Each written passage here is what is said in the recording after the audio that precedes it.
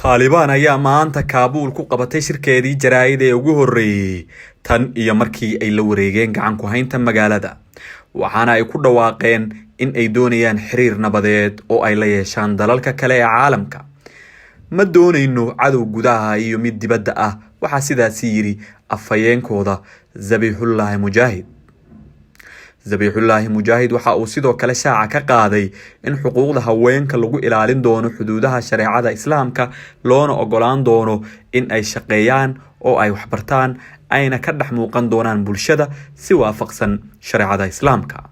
Zabihullah Mujahid ayaa yiri inaan cidna loo ogolaan doonin in ay dhulka Afghanistan u adeegsato in ay ka qaado weeraro ka dhan ah dalalka kale.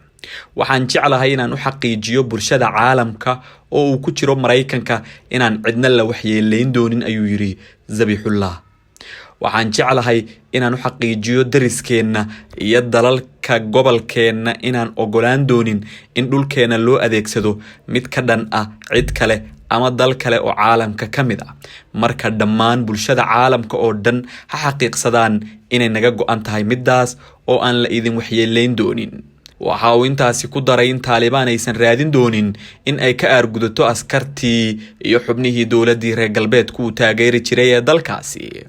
Mujahid ayaa sheegay in la cafiyay askartii hore ee dowladda, qandaraaslayaashii iyo turjumaanadii la shaqeeyay ciidamada caalamiga ah. Cidna idinma waxyeeleyn doonto, cidna albaabka idinma soo garaaci doonto, ayuu yiri. Afhayeenka Taliban ayaa sidoo kale sheegay in kooxda ay doonayso in warbaahinta gaarka ay sii ahaato mid madax bannaan, hase yeeshee in aysan suxufiyiinta ka shaqeyn wax ka dhana qiyamka qaranka Afghanistan.